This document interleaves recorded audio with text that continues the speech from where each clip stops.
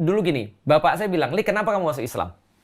Saya bilang karena Islam adalah agama yang paling sempurna. Bapak saya bilang, kamu nggak lihat tuh orang-orang Muslim kayak apa? Kalau mereka janji nggak ditepati, kalau seandainya mereka misalnya kerja mereka males, misalnya kalau seandainya kita pergi ke rumah mereka jorok, kita pergi ke negara-negara Muslim imigrasi yang ngantri, lalu bagus dari mananya, Lik? Percuma agama kalau nggak bisa untuk memperbaiki kehidupan Beberapa manusia. negara lain lebih jorok lah. Betul. Tapi bapak saya kan benar kan ya? Karena bapak saya kan orang Cina. Karena bapakmu Iya, soalnya.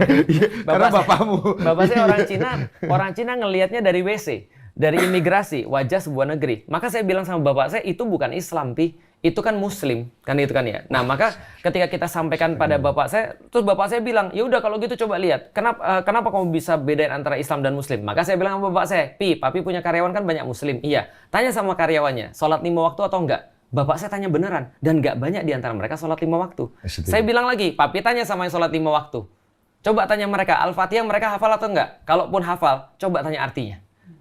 Biasanya nggak hafal tuh artinya Al-Fatihah apa. Saya mau nanya, beda Muslim sama Islam apa? Ya, Muslim itu adalah orangnya yang praktis Islam.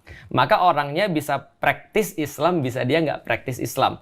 Nah, dalam kasus Rohingya tadi, bisa jadi kayak kita juga. Ada orang-orang yang cuma Islam tapi nggak praktis Islam. Ada orang-orang yang Muslim dan dia praktis Islam. Nah, jadi Islam ajarannya, Muslim tuh orangnya. Oke, hakikatnya ketika orang itu menjadi seorang Islam, ya kan?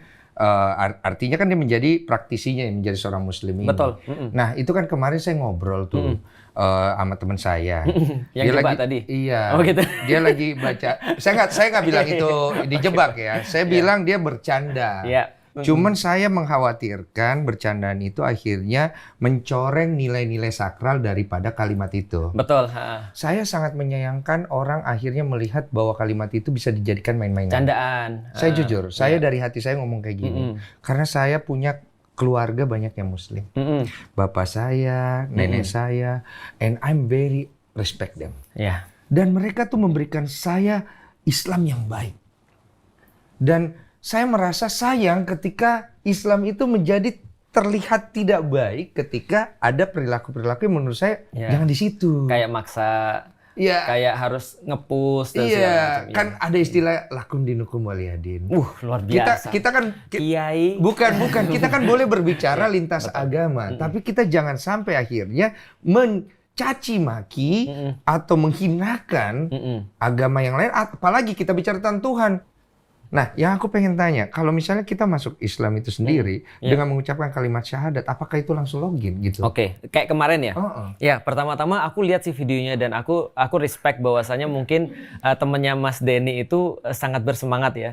Tapi kayaknya mungkin dia nggak bercanda, tapi mungkin dia lebih kepada berharap. Mungkin dia berharap karena dia berpikir, karena kadang-kadang ada orang-orang Mas yang ketika dia itu masuk Islam memang harus diminta, walaupun tidak dipaksa ya. Misal contoh ya, ada beberapa orang yang cerita sama saya gini, ada satu orang Chinese di sebuah RT gitu, dia itu kenal semua sama orang RT-nya, tapi dia belum masuk Islam selama 10 tahun.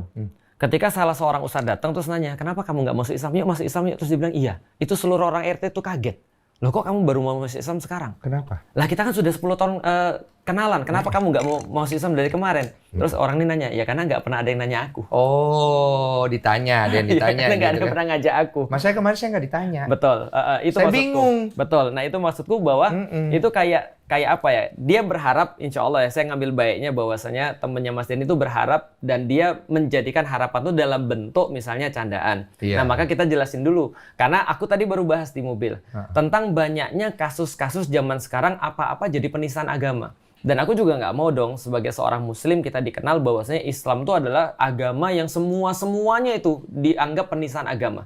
Kan gitu kan. Karena sekarang lagi marak banget. Dikit-dikit penistaan agama, dikit-dikit penistaan agama. Apalagi tahun-tahun politik. Di mana kata-kata penistaan agama itu seringkali dinisbatkan pada kepentingan politik Tapi tertentu. memang kita juga harus akuin fakta di lapangan banyak soalnya. Banyak, betul. Terutama sekarang ketika ada sosial media. Akhirnya banyak terekspos. Nah, maka aku coba untuk bisa membatasi bagian mana sih yang dikatakan penistaan agama atau bukan penistaan agama. Pertama, yang paling penting adalah intensi sebenarnya. Tujuan, intensi, niat kita tuh seperti apa. Dan intensi ini seringkali tertangkap jelas oleh orang-orang. Maka contoh misalnya ya, ada satu orang berkata bahwa saya cuma canda doang dong, tapi ternyata yang dengar semuanya tersinggung. Berarti intensi itu sampai kepada mereka. Kasus terakhir yang saya bahas itu Holy Wing. Iya, saya tahu itu. Tentang Maria dan Muhammad gitu kan ya. Itu intensinya jelas sekali. Dan saya jelasin intensi itu ketika bagaimana ketika saya diundang, saya jelasin intensi ini seperti apa bisa terjadi dari intensi sampai ke proses promosi. Itu sudah saya jelasin banget. Nah, maka pertama itu adalah intensi. Balik lagi ketika kita dalam kasus yang tadi, apakah itu dikatakan bercandaan agama? Iya. Tapi kalau penistaan saya nggak nganggap begitu. Karena dia harapannya adalah sesuatu yang baik dan intensinya juga sesuatu yang baik. Nah, kita bahas yang kedua. Mas Denny kan nanya, emang login ya kalau kayak gitu ya? Aku ada sesuatu yang bagus tuh. Burung kakak tua. Itu kan bisa dilatih tuh. Assalamualaikum, kan gitu kan ya? Sering ngomong gitu kan dia. Apa kabar, kayak gitu ya. Nah, itu ada burung kakak tua, cari aja tuh di internet, di YouTube ya. Itu ada burung kakak tua yang bisa baca surat Al-Ikhlas. Pertanyaannya burungnya muslim atau bukan? Itu nggak tahu saya. Oke, maka di dalam Islam ada yang namanya konsen. Ada yang namanya kesadaran. Nah, kesadaran itulah yang membuat orang tuh masuk Islam atau tidak masuk Islam. Yeah. Artinya ketika contoh kayak Mas Denny kemarin, ketika mengucapkan 2 kalimat syahadat tapi nggak ada konsen, maka itu tidak dihitung syahadat. Konsen itu Awareness, dia sadar ketika melakukan itu. Oh, itu yang oke. dihitung. Iya. Nah, lisan itu cuma pembenaran hati. Sedangkan konsen atau awareness atau kesadaran itu adanya di hati. Makanya Imam Syafi'i itu berkata, perkataan yang sangat terkenal sekali, iman itu adalah amal hati. Iman itu perbuatan hati yang muncul lewat lisan, lewat perkataan, dan ditegaskan dengan perbuatan. Oke. Nah, artinya kita nggak akan bisa melihat seperti apa konsen itu. Tapi bisa kita lihat dari lisan dan perbuatan. Tapi kalau seandainya kita berlisan dan berbuat nggak ada konsen, maka amal itu nggak dihitung. Oke. Sebaliknya, kalau kita ada konsen, tapi kita terhalang daripada mengatakan dan berbuat, maka itu tetap dihitung. Asik kan? Oh, berarti kalau dalam hatinya ada, dia tidak berucap, itu sudah... Betul. Oh. Itu sudah masuk kepada, contoh kayak gini ya. Ammar bin Yasir, itu ketika ada seorang sahabat Rasulullah namanya Ammar bin Yasir, dia disiksa, Mas. Yeah. Dengan cara menyaksikan orang tuanya itu dibunuh di depan mata dia. Dan akhirnya dia disuruh untuk, kamu bilang kamu sudah tidak percaya lagi sama Allah, sama Rasulullah Muhammad. Akhirnya setelah dia melihat keadaan seperti itu dan benar-benar mentalnya hancur, goyang, kemudian dia bilang, ya sudah saya mengakui saya keluar daripada Islam. Tapi hatinya masih beriman. Dan dia bilang sama Rasulullah, ya Rasulullah saya benar-benar jadi orang dosa ya Rasulullah. Saya tuh udah mengingkari kamu ya Rasulullah. Saya tuh sudah nggak percaya lagi dengan Allah dari lisan saya. Terus Rasul nanya, tapi hatimu masih beriman? Masih beriman ya Rasulullah. Berarti kamu nggak ada masalah. Kalau ada kejadian yang sama, ulangi lagi. Itu kata Rasulullah. Oke. Konsen hati itu pengaruhnya besar. Iya. Nah, maka sama kayak orang melakukan apapun. Kalau kita melakukan karena terpaksa atau karena kita dilakukan karena nggak sadar, itu nggak dihitung. Oke. Nah, saya pengen bicara sedikit tentang yang ada di masyarakat. Kemarin saya nggak tahu nih, Bapak siapa namanya? Dia tuh apakah sadar atau tidak. Terus kemudian bicara tentang penistaan. Betul. Ini kan lagi musim kampanye. Apakah elok atau tidak? Secara etika jelas tidak etis. Secara etika ya, tidak etis. Karena ranah manusia menilai itu ada 3. Pertama dari benar dan salah, 2 baik dan buruk, yang ketiga dari indah atau tidak indah, atau etis atau tidak etis. Berarti kalau kita ambil dari ranah yang paling awal dulu nih, etik, itu tidak etis.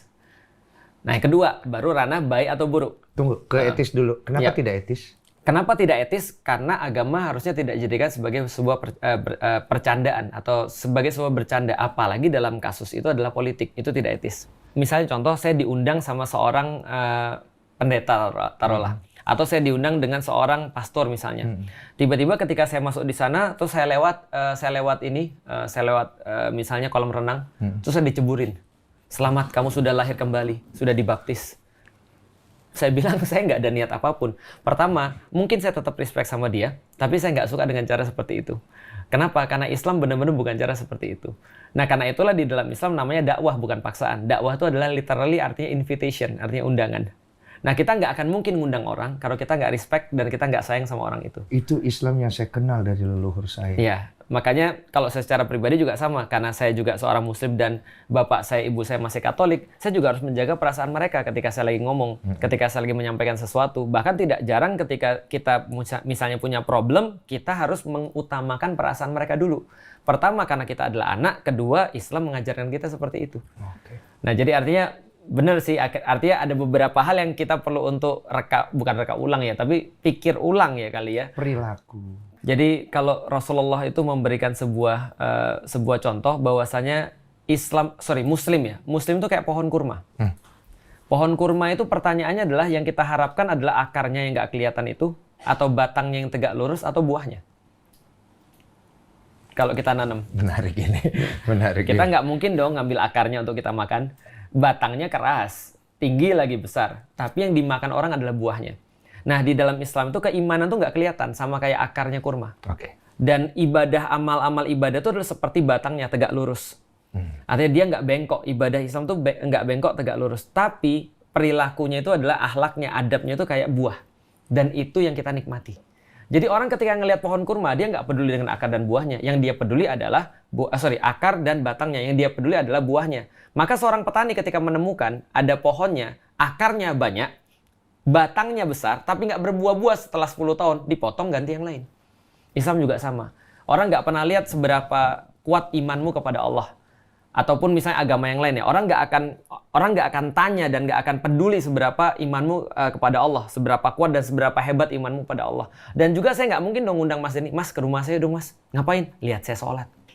Amal ibadah kan kayak sholat ya, lihat saya puasa, ngapain nggak ada manfaatnya buat saya? Tapi kalau saya bilang, Mas ke rumah saya Mas, makan Mas. Berarti itu ada manfaatnya bagi orang. Nah, perilaku kita itu yang ada manfaat bagi orang.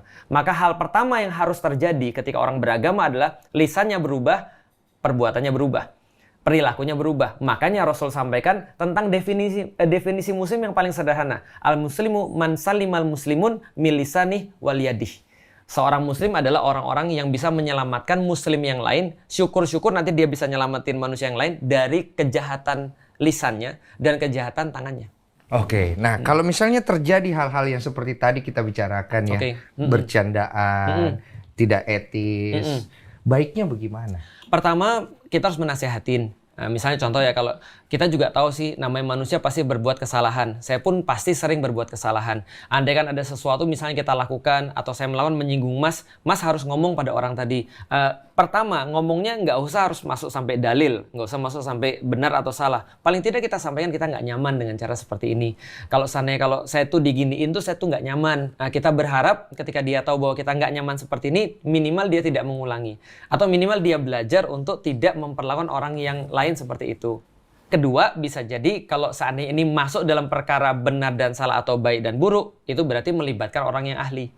Kayak kasus-kasus yang kemarin kan ya, ada penistaan agama. Benar nggak nih penistaan agama? Karena banyak loh Mas kasusnya. Contoh ya, kalau di dalam Islam ya, karena saya nggak bisa ngambil contoh yang lain. Ada seorang ibu-ibu bawa anjing ke masjid. Iya. Itu terjadi di Sentul tuh. Iya. Nah, pertanyaannya ini penistaan agama atau tidak? Iya kan? Kalau dia sengaja, intensinya memang bawa anjing untuk masuk masjid, untuk menghinakan masjid, berarti itu masuk penistaan agama. Ternyata setelah diteliti, ini ibu-ibu sudah umur berapa tahun dan memang sudah mohon maaf, sudah akalnya sudah nggak rapih. Nah, ini pun pernah terjadi di masa Rasulullah. Ada seorang Arab Badui, Arab pedesaan, itu datang ke masjid Rasulullah yang waktu itu masih dari tanah, karena belum ada tehel pada saat itu. Dia kencing di situ, Mas. Dia kencing di situ, itu sahabat udah mau nyambut pedang tuh. Iya. Bayangin Mas, kencing di masjid, kurang penistaan apa lagi Mas? Kalau dilihat secara langsung. Nah, berarti secara etis kan sudah pasti nggak etis nih Mas. Tinggal pembahasannya nih hukumnya gimana nih, benar atau salah. Ketika Rasulullah lihat para sahabat sudah mau berdiri semua, Rasul bilang, udah tahan. Tunggu dia selesai kencing dulu. Bener juga sih. Karena kalau pas diomongin pas lagi kencing bisa dibayangin. Bukan. Nanti gini, pas lagi kencing Mas. Woi bro, jangan kencing di situ. Dia balik Mas, kencingnya malah kemana-mana Mas. Ya kan Mas, kan bahaya juga. Terus kita kejar dia lari gimana Mas? Kan malah kemana-mana. Tapi intinya kan sebenarnya biar jelas dulu kan. Biar selesaiin dulu. Nah setelah selesaiin dulu, setelah dia selesai kencing baru ditanya. Kok kamu kencing di sini? Dia bilang ya saya biasa kencing di manapun yang saya suka. Maka Rasul katakan ini masjid. Ini tempat ibadah. Kamu nggak boleh kencing di sini. Kalau mau kencing di sana boleh. Ternyata dia memang nggak tahu, Mas. Dia nggak paham. Artinya dia bukan dalam posisi punya intensi untuk menghinakan masjid. Maka Rasul sekalian memberikan contoh bagi para sahabat. Ini ya caranya kalau ada orang kencing di masjid. Kayak tadi, ini cara membersihkan kencing nih. Ambil 2 ember air, lalu kemudian dibersihkan. Dari situ muncul hukum bagaimana membersihkan najis. Jadi gini Ustadz, kan banyak sekarang konten jual agama ya. Betul. Saya termasuk pelakunya.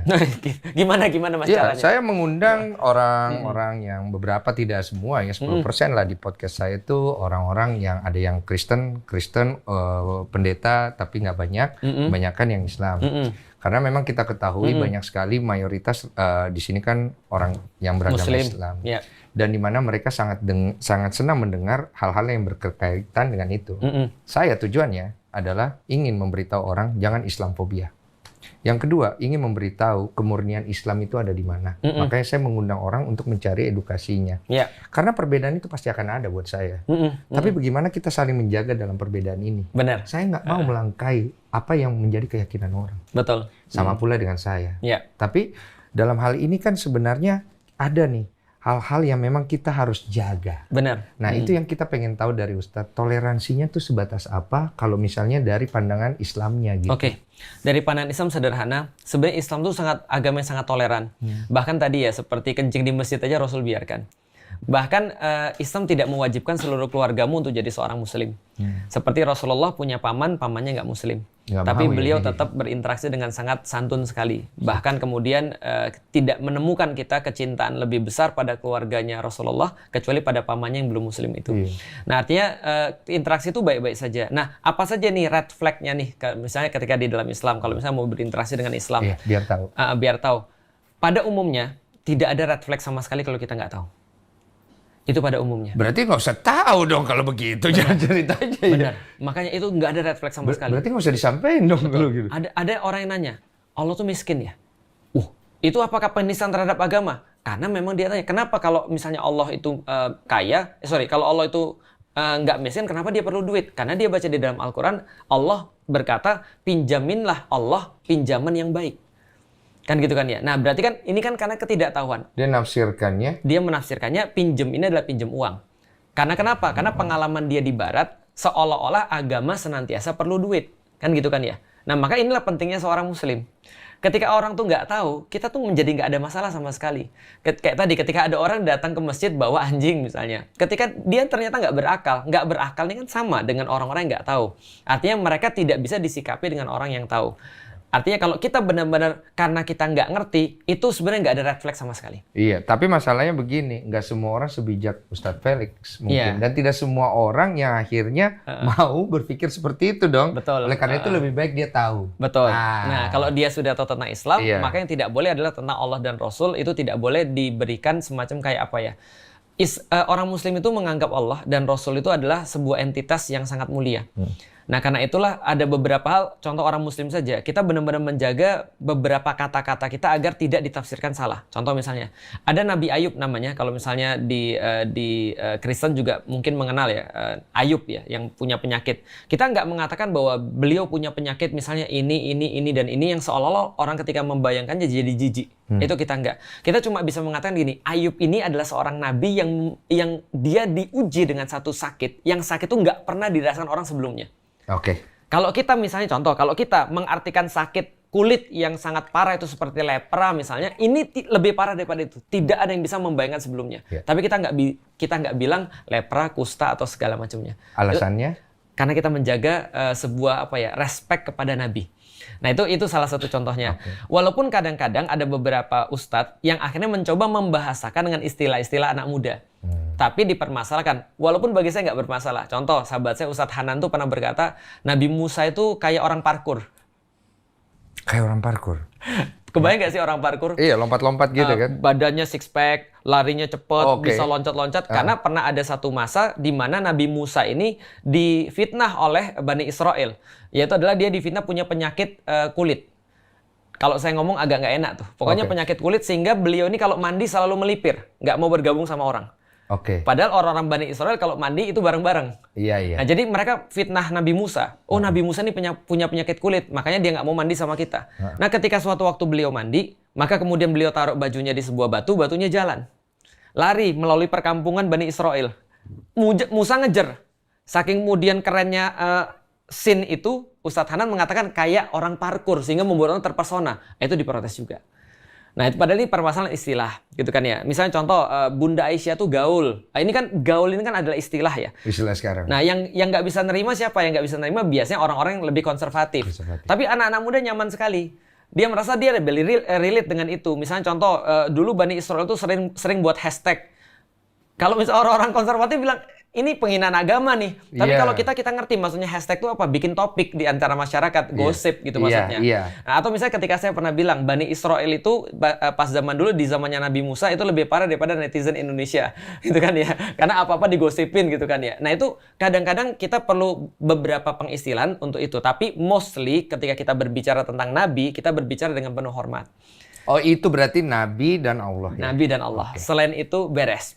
Kalau saran saya, kalau mau kritik kepada seorang muslim, jangan kritik agamanya, kritik orangnya, itu nggak ada masalah. Itu tuh poin. Itu nggak ada masalah, kritik orangnya. Contoh misalnya, kalau misalnya kita ngelihat ada seorang muslim itu misalnya malas, kita jangan bilang, emang Muhammad ngajarin kamu untuk malas. Jangan. Jangan ke sana. Jangan ke sana. Jangan dong. Kalau sampai ke sana, nanti bahaya kayak kemarin itu terjadi. Nah, contoh ya misalnya, Tolonglah. semua nama Muhammad masuk penjara, coba dikasih disclaimer. Coba ujungnya dikasih disclaimer. Maka kita sebagai orang yang punya nama Muhammad, tolong jagalah. Saya walaupun bukan seorang muslim, saya melihat bagaimana Islam menghormati Nabi Muhammad. Betul. I very respect. Betul. Karena betul. saya pun punya cara saya meyakini. Dan kalau orang tidak respect dengan apa yang saya yakini, kita tersinggung. Benar. So, kita perlakukan Even gitu. anak kita ketika nggak respectful kepada kita, Iya. kita aja sangat tersinggung, kita aja sakit hati. Apalagi berkaitan dengan Nabi Muhammad. Iya. Nah makanya kemudian itu yang kita perlu untuk didik kepada orang. Berarti ketika disclaimer itu penting. Contoh misalnya Muhammad Ali itu ketika dikasih apa itu Walk of Fame ya, Iya, Wall of Fame ditaruh di bawah. di bawah, Dia nggak mau. dia nggak mau. Dia maunya di tembok. Kenapa? Karena dia ada nama Muhammad. Kalau enggak lebih baik nggak usah. Itu maksudnya. Nah, itu muslim. Iya. Jadi karena dia benar-benar respect kepada Nabi Muhammad, maka dia tidak menjadikan ini sebagai even bahan bercandaan. Iya. Maka kalau misalnya ada seorang muslim pemalas, kita bilang aja, lu tuh sadar nggak sih bahwa kamu tuh muslim? Harusnya kamu tuh nggak malas gitu kan ya. Itu bisa. Jadi kita kritik kemudian perbuatannya boleh, tapi jangan digabung-gabungkan, jangan disandingkan dengan agama. Kayak misalnya tadi kriminal disandingkan dengan nama Muhammad, itu nggak pantas banget. Berarti itu hal yang perlu kita tahu. Iya. Jadi jangan kita lihat agama ketika perilakunya itu nggak bagus, kita lihat perilaku. Betul. Terus ada hal yang aku pengen obrolin di luar ini, Boleh. Ustadz ya. Sebenarnya ini panjang nih, tapi aku pengen masih ada waktu ya gue ya. Jadi waktu Ustadz itu kan masuk ke dalam Islam itu kan aku sudah baca sedikit ceritanya, singkat tapi tidak dalam. Saya itu ingin bertanya kan Ustadz udah lama nih. Berapa lama ya Ustadz di 21 tahun. Yes. And I'm very proud with you. Alhamdulillah, makasih. Dalam perjalanan itu kan pasti ada pembaharuan terus dari cara Betul. berpikir ya. Aku Betul. sempat lihat beberapa kontroversi yang Ustadz keluarkan kayak tidak boleh selfie, Iya, terus kemudian apalagi tuh hijab cantik segala macam. Aku tuh pengen tahu Iya. ketika Ustadz masuk sampai 21 tahun sekarang, dalam pencarian Ustadz itu sebenarnya apa yang Ustadz cari, terus kemudian pembaharuan apa yang Ustadz dapat dari sisi yang Ustadz pelajarin gitu. Ya, itu pertanyaan panjang sekali tuh jawabannya. Saya udah bisa mikir. Tapi Kita saya masih coba. punya 2 tahun kan? Iya. Kita coba Ada 2 tersingkat ya. tahun di sini waktu itu. Pertama, yang saya cari pada saat itu adalah ketenangan. Karena saya merasa banget ketika saya belum menjadi seorang muslim, yang saya cari itu ketenangan itu nggak dapat. Yang ada adalah saya selalu merasa punya masalah dan itu efeknya parah dalam setiap hal. Contoh, putus pacaran, problem besar.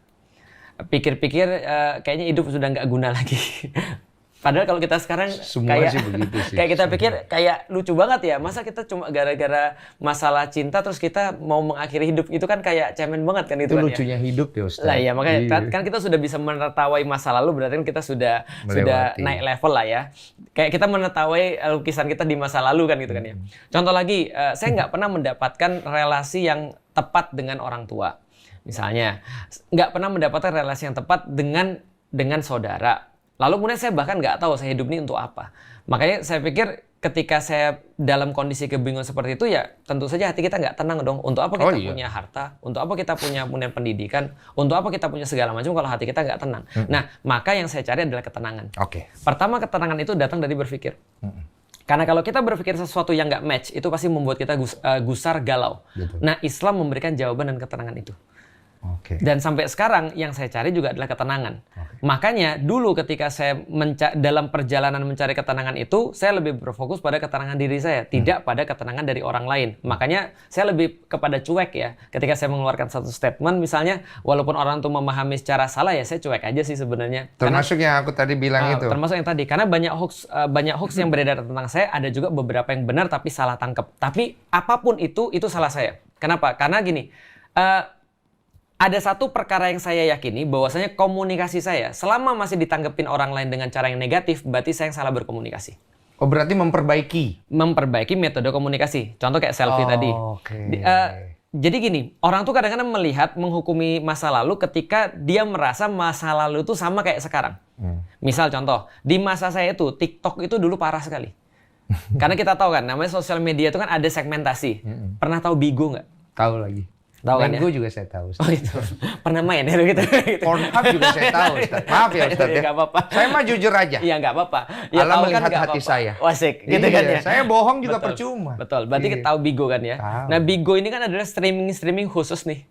21 plus kan ya. Nah artinya kita tahu bahwasanya namanya sosial media, karena saya orang marketing, setiap sosial media ketika dia bikin dia harus tahu segmentasi Ini pasar. bentar lagi ada yang pelintir nih. Iya, gitu kan. Ustadz Felix ternyata suka nonton Bigo. Padahal tahu, itu kan. Iya, iya kan bisa. Nah, terus TikTok. TikTok itu segmentasi untuk orang-orang yang nyanyi, karaokean. Makanya ada lambang apa namanya? Note. Iya. Di situ, dan nyanyi, goyang dan segala Joget, macam, iya. joget dan seterusnya. Dan yang banyak muncul jogetnya juga paha juga. Paha, mohon maaf ya segala sesuatu yang Itu kan negatif paling lah. banyak orang cari soalnya. Betul. Ustadz. Nah, Iya. makanya setiap platform itu punya sendiri-sendiri. Dulu Twitter juga punya Periscope namanya untuk Iya. nyaingin semua itu. Nah, karena saya itu adalah mainnya di sosial media, saya bilang udah ngapain main TikTok waktu itu kan ya. Kenapa? Karena main TikTok itu membawa marwahmu, atau marwah itu apa ya? Kehormatan dirimu tuh jadi hilang. Misalnya contoh ya, kalau ada orang yang well known, tiba-tiba dia main TikTok, itu kan jadi aneh gitu kan ya. Nah artinya saya bilang, waktu itu saya pernah buat video, jangan sampai ya, nanti kita itu kan track record kita tuh kerekam terus. Nanti kita punya cucu, terus bilang, gila kakek gue, nenek gue main TikTok gitu kan ya, Iya, goyang-goyang iya, di situ iya. kan gak enak gitu kan Nggak ya. enak. Tapi yang saya kritik bukan platformnya, tapi adalah bagaimana kita menyikapi platform itu. Perilaku di dalam platformnya. Bukan platformnya. Sama kayak selfie. Nah, selfie pada saat Mas tahu nggak sih Mas, zaman-zaman di tahun 2011, 2012 ketika orang-orang baru punya smartphone, bagaimana cara mereka menggunakan smartphone? Itu kan ya, mereka foto 30 gitu kan ya, foto mereka, wajah mereka dengan berbagai macam pose, lalu diedit, satu yang diposting atau 4 yang diposting, dan semuanya tuh mengarah ke perilaku narsisistik. Nah, jadi yang saya coba untuk garis bawah adalah jangan sampai kita itu selfie jadi narsis. Ingat loh, kita ini adalah seorang, bahkan saya nggak sebut muslim pada saat itu. Baru nanti belakang-belakang saya pakai kemudian dalil-dalil tentang masalah narsisistik itu. Jangan sampai kita ini jadi orang yang narsis. Semua harus berfokus pada diri kita. Kita terlalu fokus pada fisik, sehingga melupakan masalah non-fisik. Nah, maka saya bilang bukan jangan selfie, tapi jangan narsis. Tapi di framing, Jangan selfie. Padahal saya udah jelasin, selfie adalah metode cara foto, swafoto. Swafotonya nggak bisa dihukumin haram, tapi narsisnya jadi haram. framing media. Framing media. Tapi ya balik lagi ya, artinya saya tetap bilang berarti saya salah ketika apapun yang saya jelasin jadi sesuatu yang ditangkap orang salah. Karena komunikasi itu bukan tentang yang kita katakan, tapi kan tentang yang orang pahami. Karena masalahnya ada status ustadz dan pemuka agamanya. Betul. Itulah yang saya pikir Twitter itu memang problematika di situ sih. Kekuatan Twitter dan kelemahan Twitter itu sama, pesan pendek.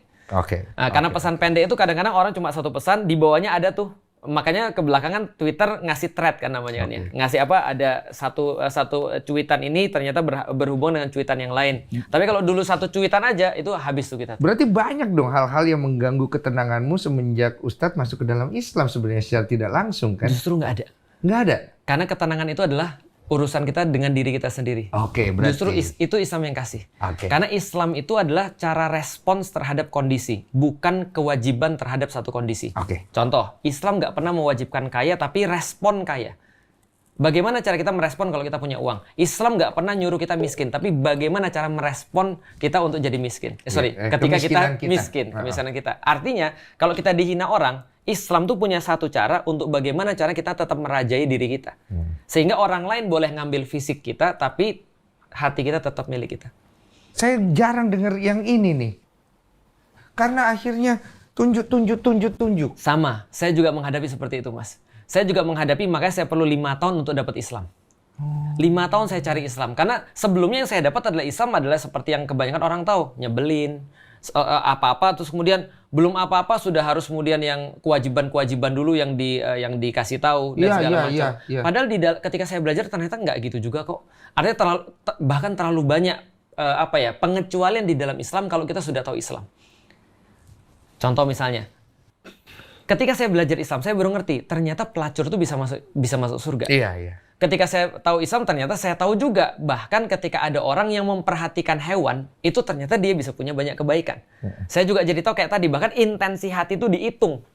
Enaknya adalah intensi bagus itu dihitung, intensi jelek nggak dihitung. Kita ngelihat, kita udah punya istri, kita ngelihat ada cewek lain yang bening, terus kita suka, untung nggak dihitung. Kalau dihitung kan Mas Densu sudah jadi apa? Misalnya. Saya udah parah. Saya dengan sekarang aja saya feeling kayaknya susah saya ini. Berat saya. Nah itu makanya. Nah artinya di dalam Islam ternyata banyak hal yang lebih menarik yang ternyata nggak dipromosikan. Yang ternyata dipromosikan adalah yang sulit-sulit. Iya.